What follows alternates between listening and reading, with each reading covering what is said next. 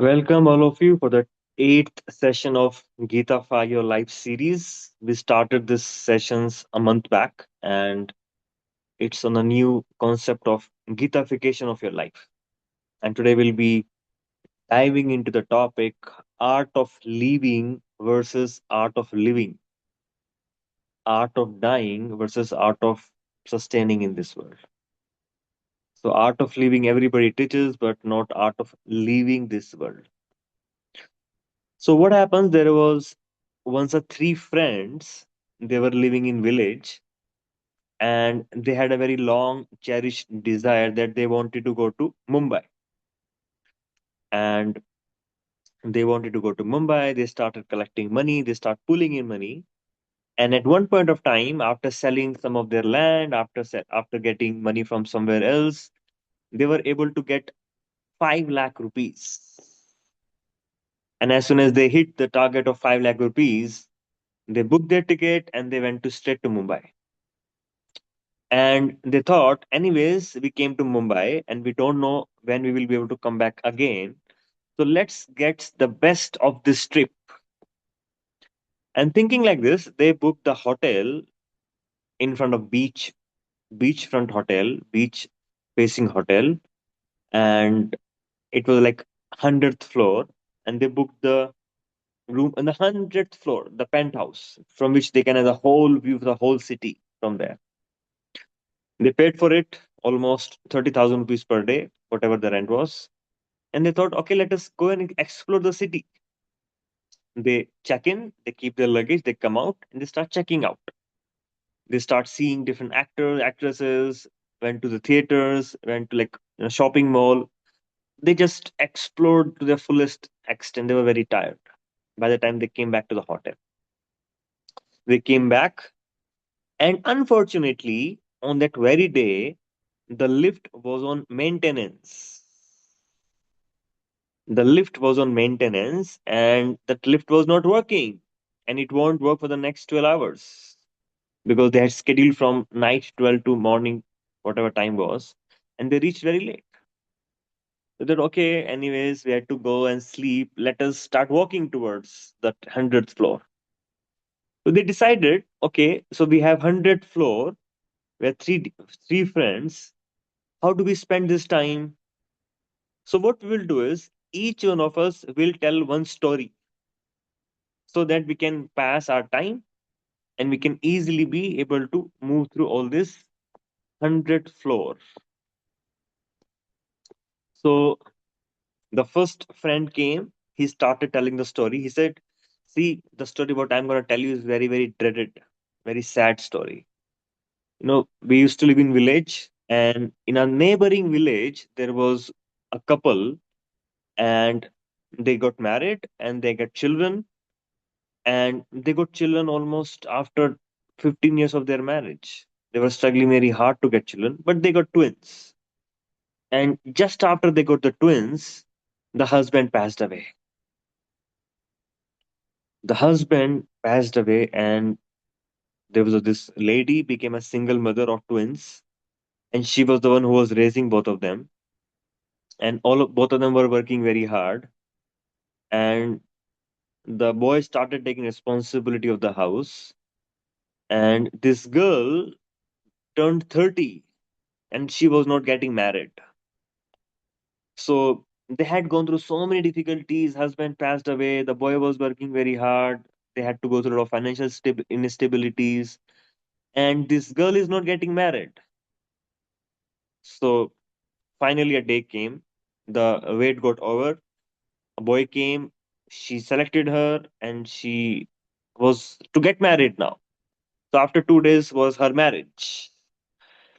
Just before one night, she comes to know that the bridegroom met with an accident and he lost both his hands and one leg. So they couldn't go for the marriage. That was such a sad story. Yes, very sad story. And again, by the time the friends were hearing stories, it has crossed almost 40 floors. It was a long story. I cut it short. The second friend started. What are you telling about your neighboring village? What I am going to tell happened to my own family, my own relatives.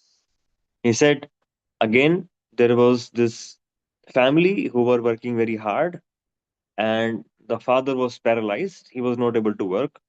The even mother was not able to work. So this boy of the family was doing a side hustle, selling some pot, making pot, and was working very hard and was studying also. He thought, I will be the one who will bring my family out of poverty. That was a vow he had taken. So he took the vow and they continued with their life. So he passed, he graduated, he got his master's degree, and was working very hard for a job. And one day he got the job. So tomorrow from village he has to move out to a different city to be able to resume his work, to be able to start his work. And the condition was he has to come to the job within the next 1 week. He accepted the offer and it was a day for him to join now. Just one day before, he was in a very excited state, and that very day, his whole house got burned.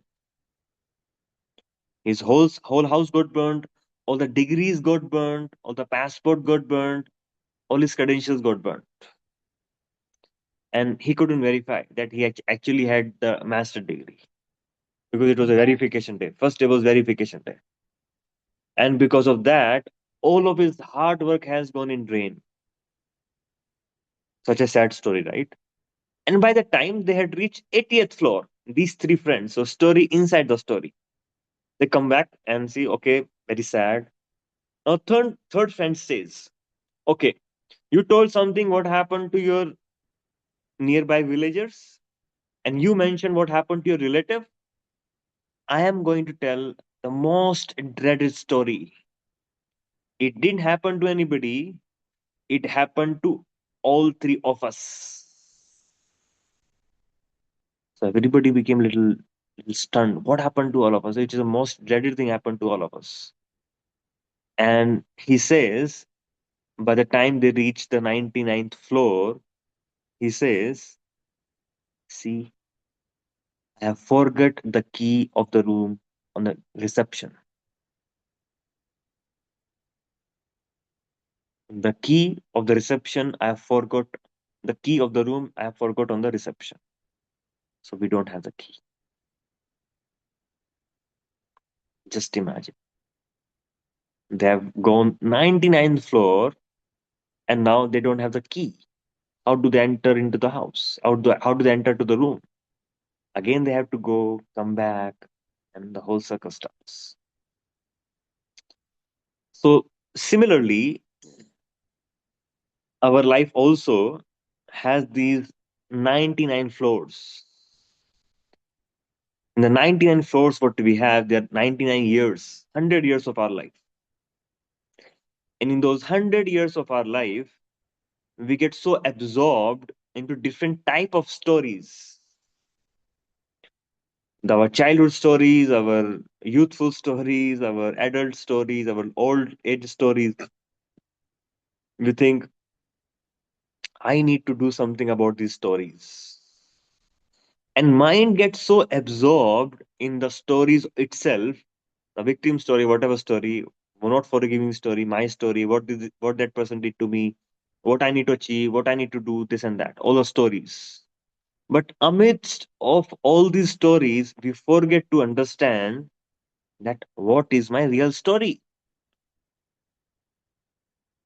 Am I carrying the key with me or not? Do I have the key by which I would be entering into the next lifetime? I'm an eternal soul. I'm in this journey, and this journey from birth to death. And after death, something again, next journey will start. Do I have the key to unlock, to know where I am going after this lifetime? Are we aware? Are we preparing for it? Do I have the key with me? Am I checking the key with me or not? Do I have the key with me or not? So, in this journey, starting from birth to death, we get lost in all different type of stories. But the main thing remains what is going to happen after death. I had my own first encounter, not really death encounter, but the first time I came to know what is going to happen with this person. One of my grandfathers, recently my grandfather passed away, and I was not that very disturbed. And but when my grandfather's younger brother passed away, almost 25 years back, when my grandfather's younger brother passed away 25 years back, I was like a small kid, 7, 8 year old kid. That time, that my grandfather's younger brother dead body came, and I didn't know what happened to him. Like they brought him on a stretcher from the city to the village where we used to live. And there, I asked, "What happened to him? Why is he sleeping so much?" Because every time he used to come, he used to bring some toys, some fruit, some chocolate, some toffees for me. I was very fond of him. He said, "When would he get up? Give me my toys." And then my father said, "No, don't speak about it. He has died. He's dead now." I said, "Died? Dead? What is this death?" I got really confused. What is this death? What happened to him? What is going to, where has he gone? So that I was like little stunned and surprised, and I was little taken aback. What happened to this person? Where has he gone? Can I meet him again? No, but how? Where? In which form would he be existing now? So again, once what happened? There was a king, and this king was a very flamboyant king. Used to like enjoy the luxury. And one person came to him and he said that, "My dear king, I got one fan for you." So okay, give me what fan he has got. So start fanning, and there was no air coming from that fan. There's no, it was not working. The hand fan. He threw that fan to him, that person who came to the kingdom. He said, "What a foolish person you are. You should keep this fan with you unless you find a greater foolish than yourself. You're a foolish number one. There is nobody else more foolish than you." So he got disrespected, he got demeaned, he just left the kingdom. After a couple of years, fast forwarding his kingdom life, now he met with a very terminal disease and he was about to die. He was on deathbed and he was repenting so much. He said, "I don't know what is going to happen with me. I have lived my life all across, just gratifying my senses, just ruling my kingdom, just, just doing all these pity things, but really couldn't understand, couldn't really do much for my this journey of death journey. So I don't know what's going to happen." So this person came, the same person who was being disrespected in front of everybody. He got the fan with him, and when that person came, then the king started telling his katha, his story. "See, I couldn't do much for myself, and I'm so repentant now, and I wish I could have spent some time for myself, for my soul, so that I could have had some spiritual development. I would be peaceful right now. I'm so disturbed." Then this person says, "My dear king, I have this gift for you." And he hands over the same fan back to the king.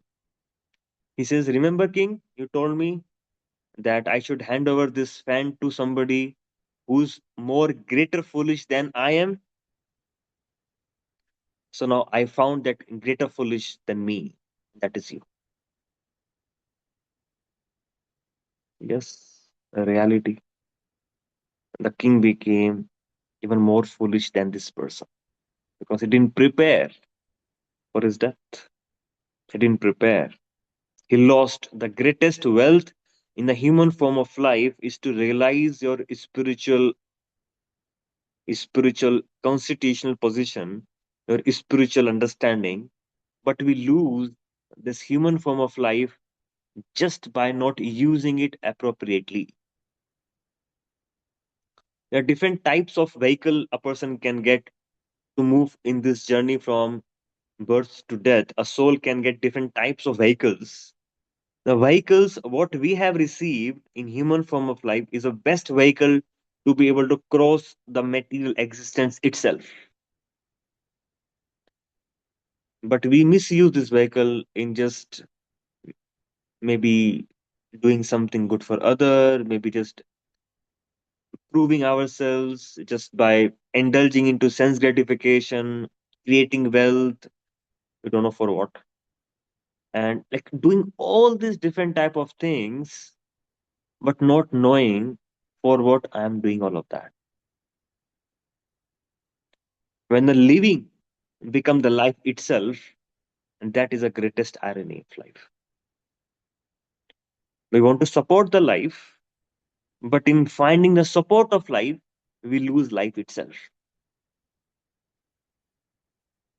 Different type of wasting our wealth. For example, if you you were to use the laptop as a door stopper. Let's say you come to my house. Let's say you come to ashram, and you come to my room, and I was studying, doing something, and I wanted the room to be open, and I use my laptop to keep the door open. You would say, Prabhuji, why are you using this laptop to keep the gate open? Oh, you don't know this? I don't want gate to close. And now I got this brilliant idea. I had this laptop with me. I kept it in front of the door. And now, if the door wants, the door cannot get closed. The door would be open. This door did not have the door stopper. So I'm using the laptop as a door stopper. See how smart I am. Needless to say, that person would think, I understand how smart you are. The smartness of us using this human form of life for the cheap temporary pleasure, and to earn those pleasure the whole life goes in chasing something which never exists, like chasing a mirage in the desert. Would you be really able to quench your thirst by chasing the shadow of water? I'm very thirsty, I'm in a desert. If I'm in a desert, I'm chasing a mirage, I'm chasing the shadow of water, and by thinking, okay, by consuming that shadow I'll be happy in my heart. It's like using the human form of life as a door stopper, avoid the inconvenience of life. See, all of us at different levels, even including myself, we all try to make our life convenient so that we can stop being inconvenient. We have different type of inconveniency, emotional inconveniency, physical inconveniency, and we take so many more inconveniency to be able to mitigate those inconveniency, not tolerating them. And the life get lost in just maintaining your body in the way that it does not become inconvenient. You're not willing to take that that little pain which it takes to tolerate those difficulties, and not get consumed, overly consumed in chasing those solution, and just let it go and focus on the main story, main point, main life. Because whatever we do at the end of our life will be tested.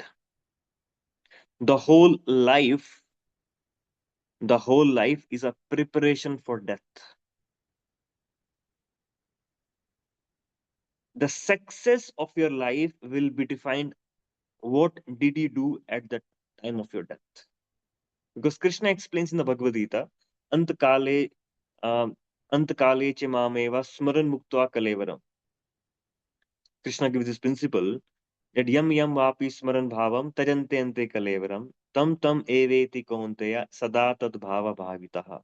This verse is a very quintessential verse from Bhagavad Gita which explains the principle on on what basis you would be getting your next life.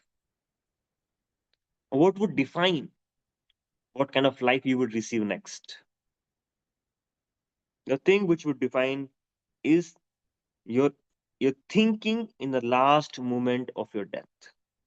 Whatever you're thinking in the last moment of your death, last moment of your life, the same consciousness, the same kind of body you would get in your next lifetime. Like the famous example is Bharat Maharaj example.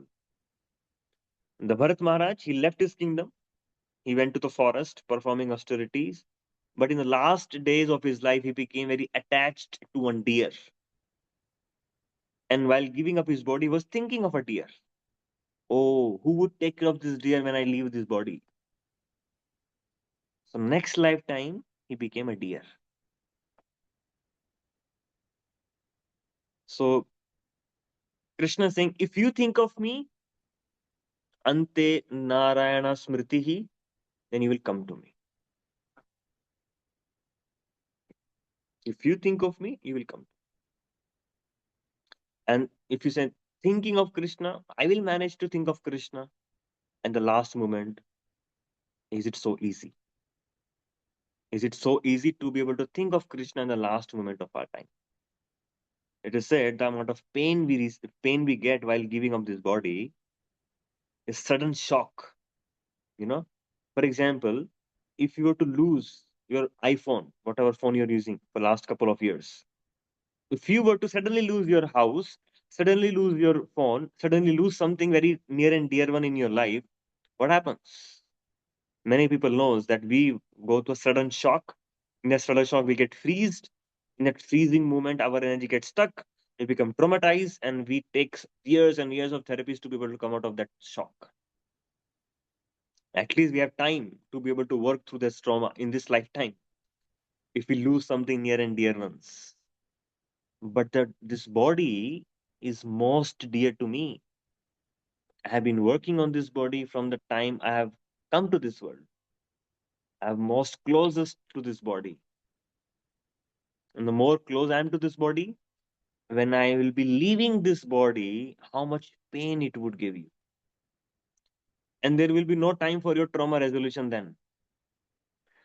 You will just, what will happen is, whatever you are remembering, this trauma means you will get the same kind of body. You get freeze in those moments. And when you get freeze in this moment, whatever is happening in your mind, whatever you're thinking of, you will just get transferred to that kind of a body.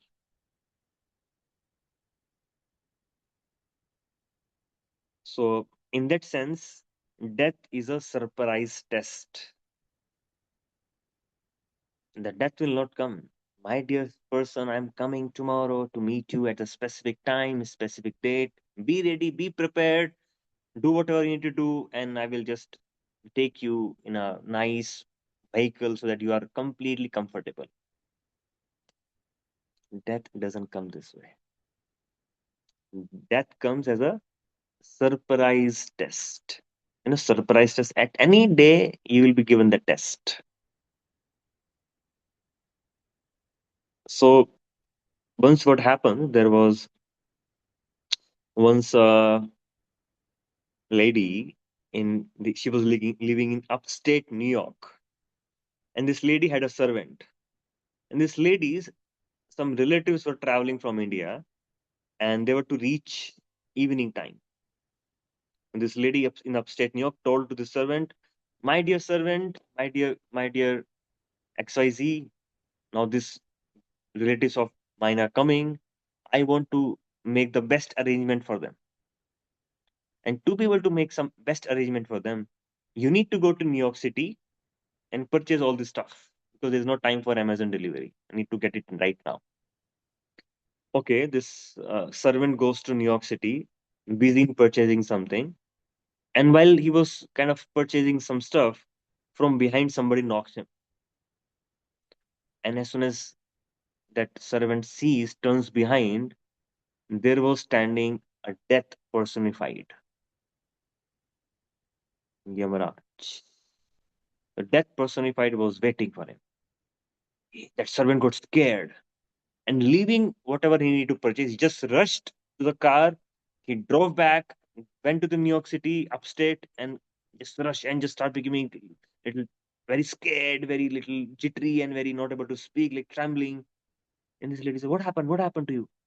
He said, "This death person. I met this death personified in New York City, and I don't know die, my dear madam. Please help me. Please save me. Please do something for me."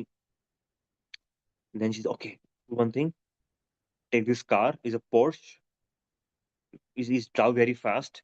We have a hotel in the main. Just go to that hotel, live there, and the death will not be able to touch you.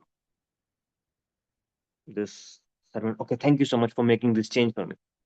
So enter into the Porsche, rush in 3 hours, reaches the main hotel, and very comfortable. This lady think, let me see which death personified is in the New York City. Let me go and explore that. She became a little intrigued and little curious. So she goes to the market, New York City market, and she could identify, oh, here is the death personified. And she go and ask that person, my dear death person, please come here. I want to speak something to you. He said, okay, tell me what you want to ask. What are you doing here? Death personified says, I come every day here and I take couple of living entities with me. And one day your days also will come. I will come to take you also. And leave about me. Why you are disturbing my servant? She needed to purchase something and but she had to go to Maine. This death personified says, I got a little surprised because in the evening I had appointment with this servant in Maine. And I was thinking, what is this person doing here in New York City? You see. So this person had to be in Maine to be able to meet his death. And the news came after some time that there was a electric circuit failure in that particular room he was staying. It got fire and that person died. So death is a surprise test. We all will have to face our own appointment with death. Each one of us, before we take birth, we have fixed our appointment with death. All of us is as sure as death. It may look obvious why we are talking so much negative today. We're talking about death. It's so negative, right? We should not speak about that. But Krishna brings this theme again and again in the Bhagavad Gita because there's a reality of life. And Krishna says, you as a soul never dies. You are eternal, nitya, shashvat, ayam purano, nahanyate nahanne mane sharire. This, this person, this, this, this body will die. So it could be like the wave of a ocean. Sometimes the children get busy in making some castle on the sand on the beach, get so absorbed in making the sand castle, but one fine and one right time, no matter how much attached those children becomes, the one way of time will come, the one way of ocean will come, will take away all the sand castle. Similarly, no matter what we have created in this life, no matter how much knowledge we have created, no matter how much wealth we have created, no matter how much name we have created, no matter how much whatever we have created in this lifetime, just one wave of time will come, take away everything. The time does not need much time. The time does not need much time to take away everything. Krishna says, Mrityu sarva harascha aham. I will take away everything from you at the time of death.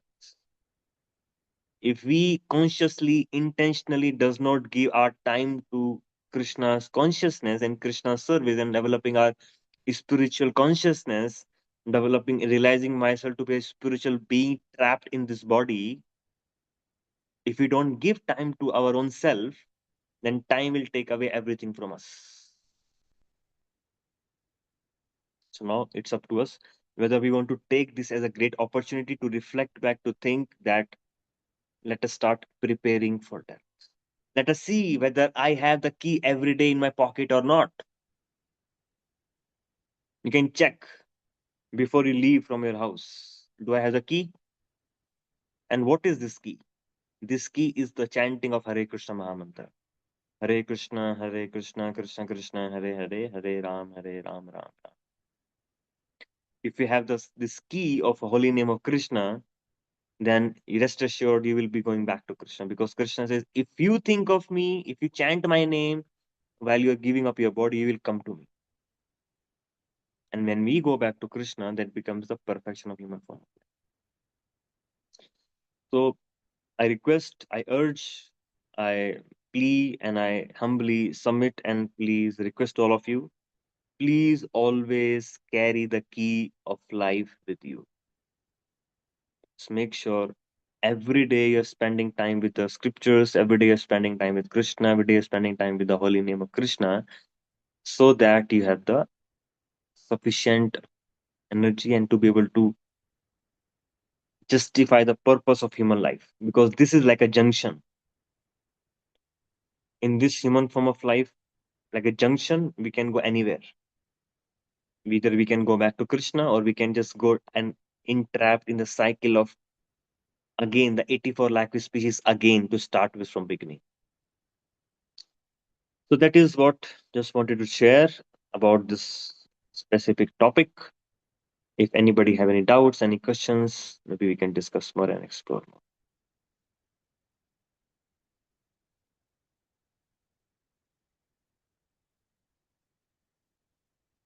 Can you share the video, today's recording, Prabhuji? So I will do that. I will do that. Very Anybody have? thought-provoking talk today, Prabhuji. How important it is to keep the key with us while we are traveling. Yes. Keeping the key of our journey. Anybody else would like to share anything, any realizations, any striking point, anything, any questions, anything to clarify?